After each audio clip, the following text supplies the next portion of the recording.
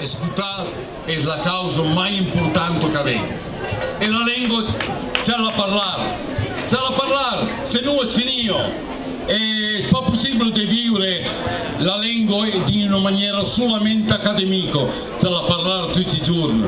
E me le minà, e me le viei, e me lo vesino dello Stato. È la lingua naturale, quindi se demando passo che parlo. È la lingua.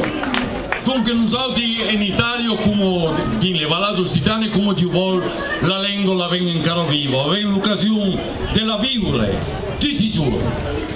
E vedo che in Occitania grande, mai che mai, le giove sono affogate lingua. Vogliono la vivere, hanno più stonto, hanno più di vergogna, hanno l'orgoglio della loro lingua. E a co non sta l'orgoglio della nostra lingua. Dunque, noi siamo venuti perché per noi che l'Occitania la conosciamo bene, ma per tutto il mondo dei Valadi conosce. Dunque la manifestazione è sto giorno l'occasione per chargiare i carri, i bus. Bon, si va venuti a pe, ai blagà, che dicono che non vengono a pe. Siamo venuti, abbiamo fatto i carri, 110 persone, e a tutto il mondo che vuole conoscere a questo Occitania grande, come la dicono noi.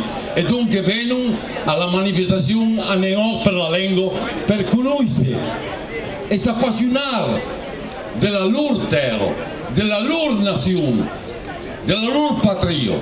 Dunque spero che tutti i voti vengano alla manifestazione e